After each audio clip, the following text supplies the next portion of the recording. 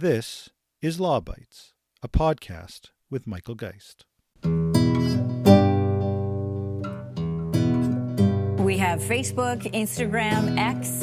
What about Gander? A new social media platform called Gander Social is aiming to provide a homegrown alternative for Canadians who are looking for new ways to connect online. They've billed themselves as an alternative to the U.S. tech giants with a focus on data sovereignty and healthier online discussions. Sovereignty, whether digital sovereignty, data sovereignty, or AI sovereignty, has been the hot button issue in Canada for months. Governments have shifted policies in the hope of addressing the issue. The public has professed interest in Canadian alternatives, and the business community has rushed to meet that interest. But what does it actually take to create a true sovereign alternative? We now have a live experiment with Gander, a new social network that looks a bit like X or Blue Sky, but with data sovereignty. The company has worked to ensure that data remains in Canadian control and developed identity systems that may offer a preview of what's to come if the social media ban in Bill C-34 takes hold. Leading the way has been Ben Waldman, Gander's co-founder and CEO. He joins me on the podcast to talk about Gander's origin story and to walk through the real-world challenges of creating a sovereign social network. One programming note before we get to my conversation with Ben. The podcast has been on a long run over the spring and summer, and it's time for a break. I'll be back with new episodes in September.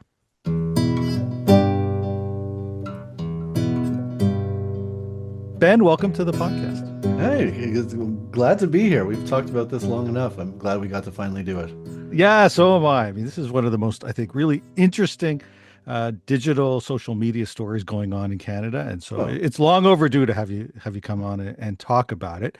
Why don't we start really with the origin story for Gander, which grew out of an elbows up moment. We perhaps are having another one now as we record this week. You know, there was a lot of emphasis on Trump's annexation talk, U.S. control over Canadian data, as that being at least part of the inspiration. For those that haven't signed up yet, can you explain what Gander is and what makes it different from some of the other social media services such as X or Blue Sky? Yeah, well, so we started it exactly as you said. It came about when Trump was elected the second time, second possibly of many, and it really wasn't just the moment of the 51st state talk. It was really the lead up. Like any election cycle, it was contentious, especially on social media. Not just on Truth Social, but on, everything going on X at that time. And, Blue Sky had really just taken off as a result of Elon Musk taking over Twitter. And so there was a lot of, you could just see over the last decade that social media was becoming more and more based around outrage. And that's what was keeping the eyeballs there. And that aspect of it was really a huge impetus for this, because it wasn't just that Canada's technology relies so heavily on the US, but that we all are just so manipulated by social media, and we can see just so much division happening in Canada as a result of trolls and bots and misinformation, and an effort to manipulate us, that between the two things, it seemed like a no-brainer to at least try to create something new. Okay. I mean, and that's, obviously, I think there are many that thought the same. They were looking for alternatives that weren't those US based alternatives. You launched in beta some time ago, but you launched more openly about a month ago. Can you talk a bit about how it's gone so far? What's it been like once you move from that beta world to one where you're literally inviting everybody to sign up? Yeah, it's interesting. So, early on we had a lot of interest, again, the whole elbows up thing. So about 47,000 people signed up for early access. And a huge chunk of those people also signed up to become beta testers. We had 10,000 people sign up to be beta testers, which is just outrageous to me. You would normally, you might accommodate, a couple hundred or 20 is fine. And we very much wanted to make this based on community feedback. It's what we started with was what do people want out of social media? And overwhelmingly, those were things like, a place where I'm not manipulated, where there's, less misinformation, I'm not getting trolled. And so we wanted to continue with that. And so we actually brought on 7,000 beta testers. So we kind of had a community before we ever launched. And then really we hit the ground running because we did we raised money through community as well. Like there was no money from government to be had. Venture capital wasn't a fit for us. And so we had done equity crowdfunding where 2,500 Canadians invested in Gander. They're now our partners. And that money only really started to come in at the end of last year. So we started developing really quickly. And in December, January, started inviting in the beta testers and more over about a month's time. And really just building, get feedback, change things. Building, get feedback, change things. And it's still kind of that way right now, really. Like, I think most people would expect a finely polished app to be in their hands from the get-go, but it's not something that we wanted. We were like, okay, this is going to be it's not $20 million or $20 billion we have behind us. We've got 2 million, and we need to do this in a way that people feel ownership. And so we were like, yeah, the app is in a place that people can post and they can comment. And so let's launch it. And so it's been a whirlwind for sure. Okay, no surprise. Now, one of the reasons I really wanted to, of course, have you on was to talk about some of the data sovereignty issues because that coming sort of from my lens is kind of the calling card when it comes for Gander. It's been a Yeah. real focal point, and I want to get into some of the specifics about sort of some of the steps that you've taken. But I guess just at a first step, kind of high level question, just how hard is it to create a Canadian sovereign social network? It's so I've never done this before. It's the first for me of any social network. And so it's absolutely lift. I mean, we all know social media from the outside, right? The mechanics of what happens behind it, moderation, which I'm sure we'll talk about. But the technology side, adding the layer of sovereignty to that, like data sovereignty as opposed to say like cultural sovereignty, is uh, it's not easy. Like Amazon, Google, Microsoft, they've built things so that at a press of a button you can spin up a server, a cloud instance, more or less. And there are plenty of DevOps people out there and technology people who know how to do this stuff. To do it in a sovereign way on open source technology is a little more specialized, and finding the right people to do that in and of itself was a challenge. And then finding the actual supplier for it was huge. Early on, we started working with a company called ThinkOn, who does a lot of provisioning of cloud services to the federal government, and they are completely sovereign, open source. And we did a lot of work with them. And then really no fault of theirs at all. It was on our side. We didn't have the chops to build this thing the way we wanted to. We pivoted and had to pivot quickly, and ended up pivoting both on who was building this for us and where we hosted it, like very, very quickly.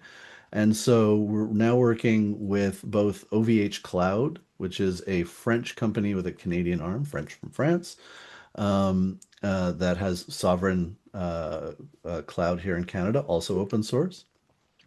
And now we're working with ThinkOn to ultimately bring Gander onto their platform as well. With the idea that it would be great to have multiple suppliers in Canada. There just aren't a whole ton of them out there, really. Okay. I mean, I'm happy you raised the that process of selecting providers because it was certainly something that I wanted to get to. Now, OVH Cloud may ring a bell for some of the listeners who focus on case law when it comes to some of these issues, because about a year ago, an Ontario court ordered them to hand over some RCMP data that was stored on their servers in France, and I Mhm. believe the UK and Australia as well, based on the fact that they had that commercial presence in Canada. Now, that if that sounds like a lot of the concerns that Canadians have about U.S. courts doing the same kind of thing, it's because it is basically the same Yeah. kind of thing. Can you talk about the concerns that you might have had, or are there concerns about having a French owned entity that's one of your lead providers here? And I guess just how hard is it to avoid some of those large US players when you're looking to make moves in this space with looking for this kind of services? Yeah, so certainly there's, you know, there's always going to be a little bit of concern no matter what if it's owned by a foreign entity. Everything that we've looked at and gone through with, our DevOps people and legal and everything else is what our instance with them is very sovereign as compared to Amazon or otherwise. And certainly our immediate concern is the US. And this move to think on is important to us to ensure like complete sovereignty. Though I think, as a decentralized network, which I can explain more if you like, but I suspect a number of your listeners understand that.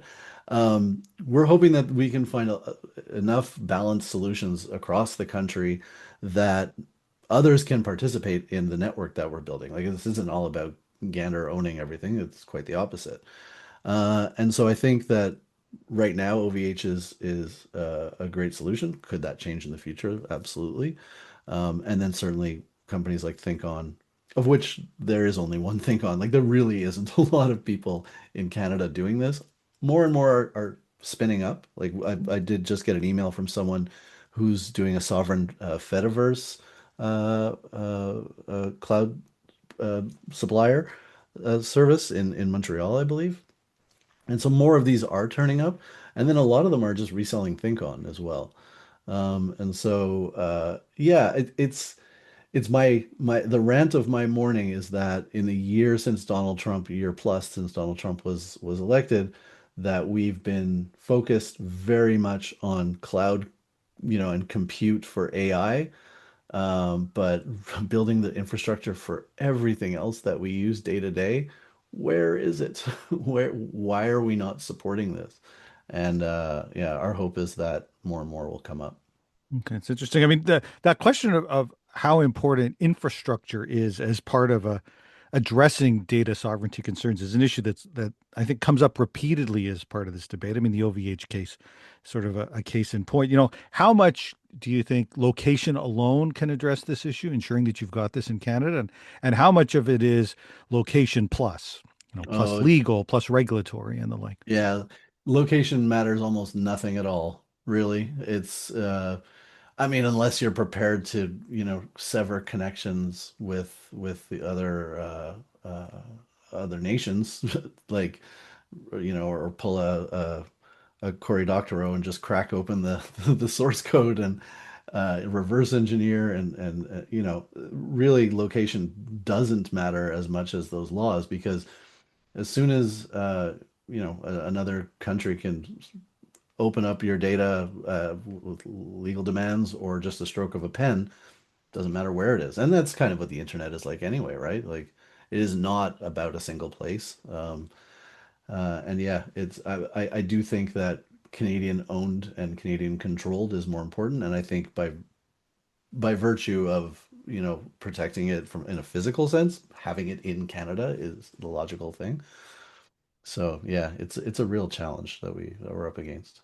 Yeah, no, and that comes out a bit in your privacy policy, I think. It talks about personal information being stored on sovereign cloud in Canada, but it notes that identity verification, security monitoring, crash reporting may involve personal information that gets processed, stored, or accessed outside of Canada.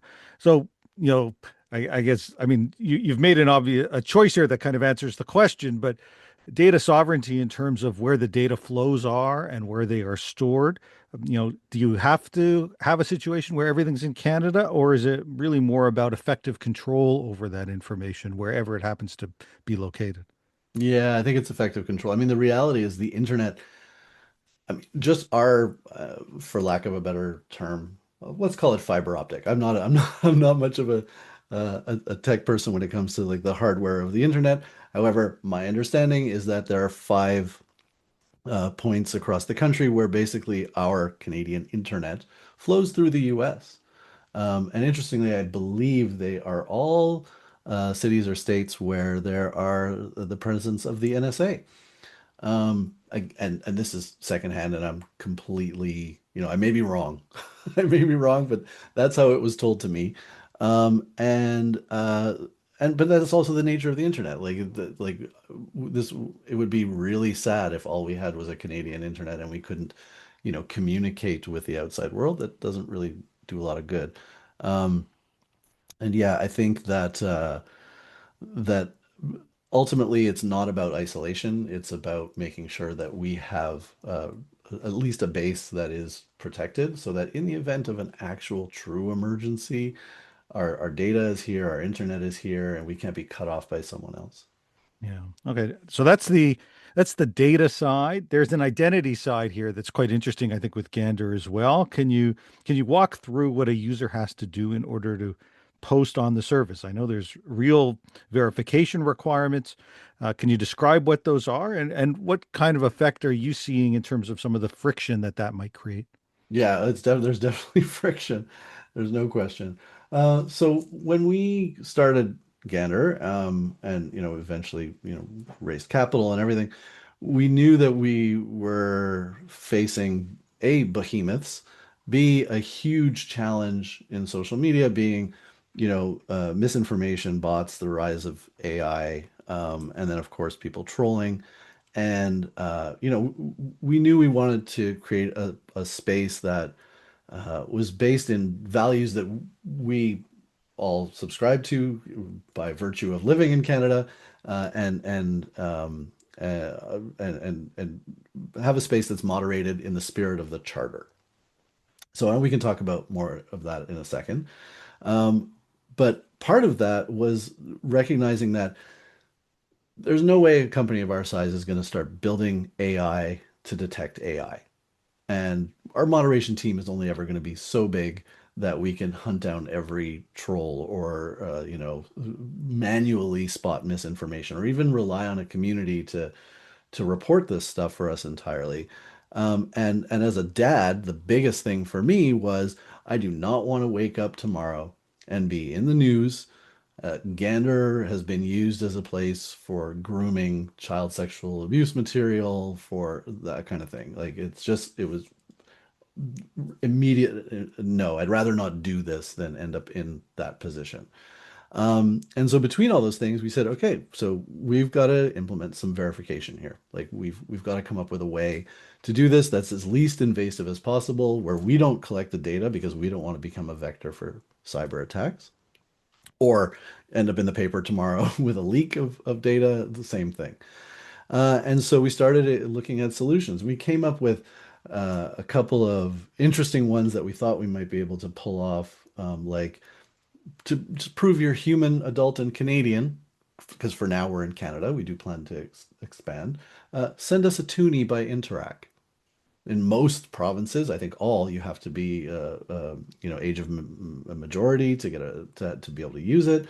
It proves you're a human. They've done all their due diligence. But in the end, too complicated, no way to automate it, and Apple and Google don't want you sending money around if it's not through them. And so that one had to be shelved. And then we looked at the kind of the major players in ID verification, of course. So, we came across a whole bunch of them. In fact, there was one that we initially intended to partner with that kind of packed up, but it was actually for the better because it led us to Interac ID as an option. So basically, you sign in using your bank account, and Canada Post with their Identity Plus app. And the nice thing about that is with Canada Post, One, it's a known quantity to Canadians. You kind of expect them to have your address and your name. And also we get none of the data. So that was really important to us. And also you can actually, if you don't feel safe doing it online, you can actually walk into a post office and do ID verification that way. And so we went with them to start. We may eventually also go with Interac because a number of people have said they'd be more comfortable with that. But with Interac, we also don't get the data. However, it seems scarier, I think, to most people to like sign in with your bank. So we'll see if about doing that. But then we knew we needed also a solution that didn't involve any of those things. And so we implemented another option, which is institutional email. So if you are at a university, you work for the government, you're in an association, you're in a union. There's about 1,500 different email domains in there right now. You can verify using one of those, your email address from that place. And we're adding more as we go, and we're going to try to add more to give more people access where we know they've already checked that you're an adult, or for in all likelihood you're an adult. If you're a university student, there's a possibility you're 14 years old, genius, but those will be like edge cases. And they've checked that you're human, and so that seemed like an elegant solution. Now we also recognize that all of this leaves a whole bunch of people out, people who are unhoused, who don't have ID, people who are agoraphobic or are fearful of using their ID, people who have tattered ID or don't have an email address at an institution. So we're constantly looking for other ways to do this to continue to provide a human service on Gander. Okay, interesting. So you've really identified, a whole series of different, somewhat innovative ways to try to engage in that verification. I guess it begs the question, in your experience so far, what impact do you see it Oh yeah. having on people who sign up? So do you get people who download and then suddenly find themselves being forced to go through one of these processes and saying, thanks, but no thanks? Yeah. Just how much friction does it create? What effect does it have? Yeah, and well, this is the interesting part is yes, and we knew it would. And sometimes we have to remind ourselves that, like, right, we put this friction in for a reason. We knew not everybody was going to love this. We just have to be patient. So that there's definitely that. But the other interesting thing is analytics on these things have been the last thing on our list because we're trying to be so non-invasive about things. So we've kind of like even basic like okay, someone signed up and then decided not to verify. We don't have like really uh like we can't pinpoint exactly where someone maybe drops off. Uh we have our suspicions, of course, because it makes sense that there are people who would not want to sign up based on or not want to verify even though they have signed up. One thing that we have noticed is there's uh there's an additional level of friction because they do have to download if they're using the Canada Post part of it. They have to download a whole other app. That's a whole other step. Never mind get out your ID. You've got to like download another app, go through that whole process. So that's a pain in the butt for sure. And then there were little things with the Canada Post app that have since been corrected, but where you go through the process, you scan your ID and all that stuff, and at the end they added an extra step that was for extra security. You can scan your passport. Let me tell you about the number of people. First of all, this is completely unnecessary. We didn't ask for this. We didn't know it was in there. But the number of people that flipped out about that one, and understandably, either flipped out or were like, now I got to get my passport. Like it wasn't clear. It was a weird user experience. Anyway, they've since removed that, thankfully. But still definitely there is friction and there's backlash. There's people who just are like, nope, free and open internet only, please. And that's okay. Maybe Gander's just not for them, and that's fine. But I know that I still don't want to wake up with in the paper for the wrong reasons anyway. Fair. There's certainly this discussion, especially around verification, obviously has some echoes with Bill C-34, the Digital Sure. And our Safety time being Bill, and the social media ban for under 16s. Now, doesn't apply in your context. You're verifying already. You're limiting to over 18, arguably creating a safe environment as well. And size-wise, at least for the moment, I'm going to guess that you're not quite there. But what's your general take on the move towards the ban and some of the things the government's thinking about? Uh, I've been involved, of course, in a lot of conversations around this, and everything from the one hand that is leave this up to parents, which still to this day I'm like we clearly can't leave everything up to parents. It has not worked. To the people who are all for it. I I think it's right in spirit.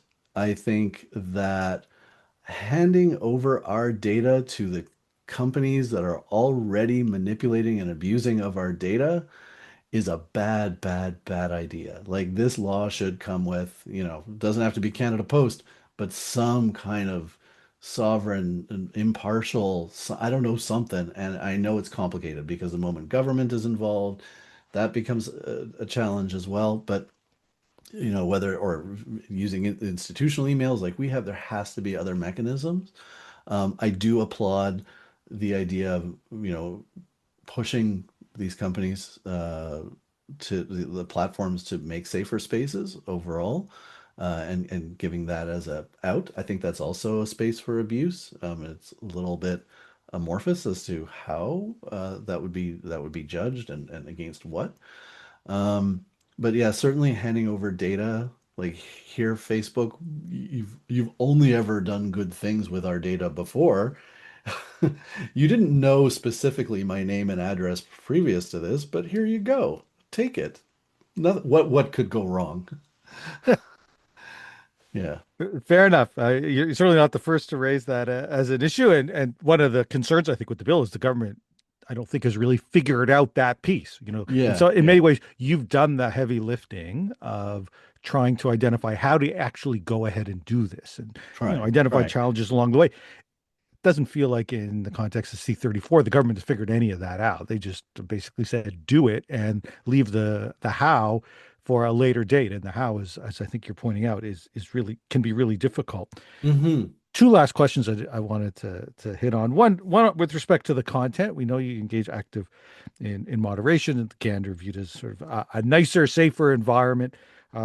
But there are certainly going to be questions. You've mentioned AI already a couple of times. Do you foresee a prospect of Gander using the posts, images, or other interactions for AI training, or is that something Never. that kind of licensing of content is just off the table and saying, no, that's not what we intend to do?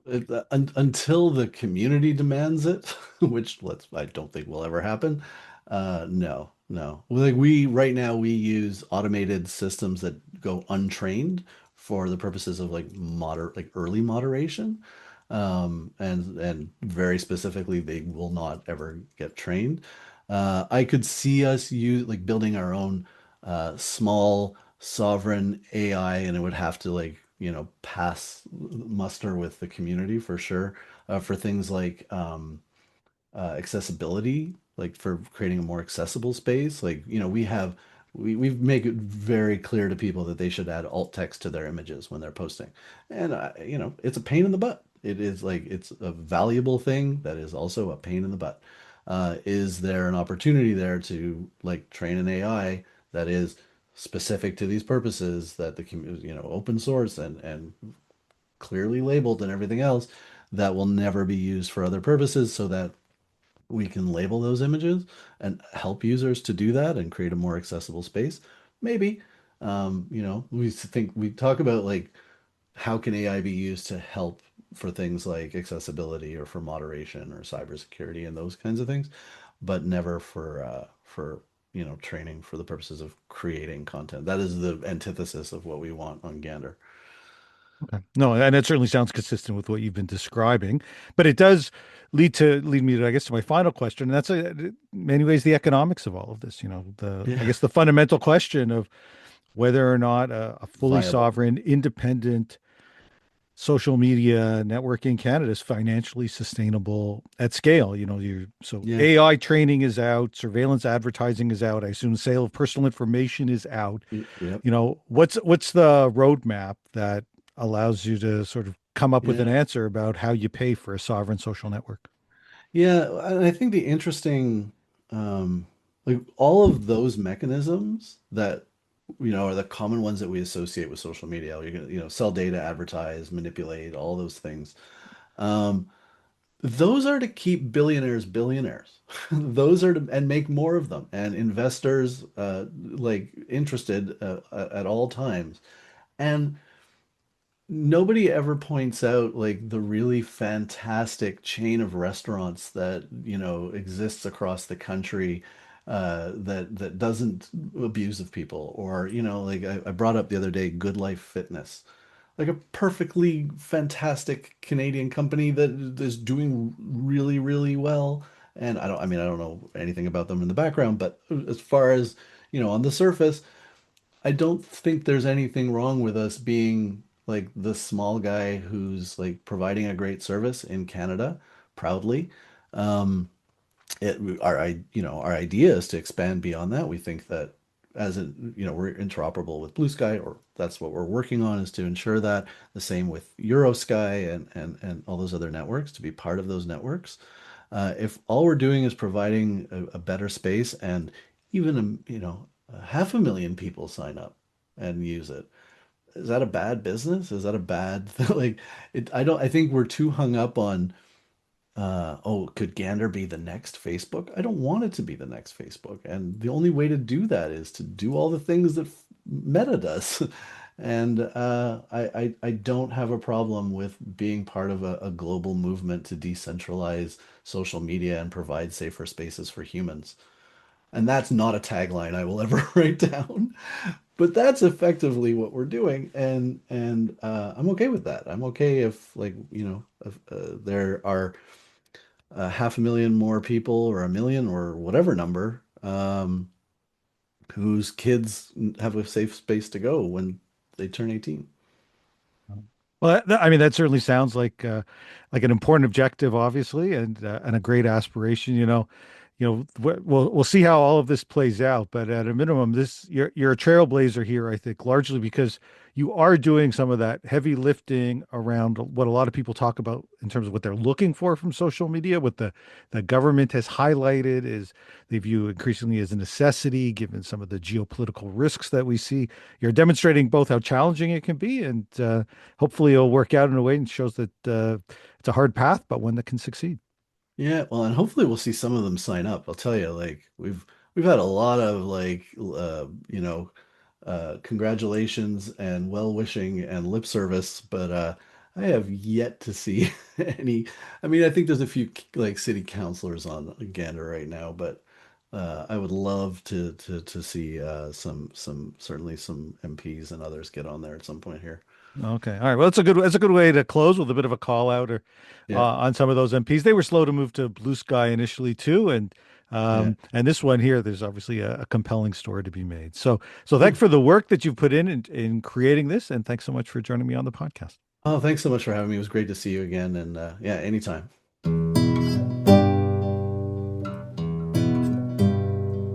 That's the Law Bites podcast for this week. If you have comments, suggestions, or other feedback, write to lawbytes@pobox.com. That's LAWBYTES at pobox.com. Follow the podcast on Twitter at LawBitesPod, or follow Michael Geist at mgeist. You can download the latest episodes from my website at michaelgeist.ca, or subscribe at iTunes, Google, or Spotify.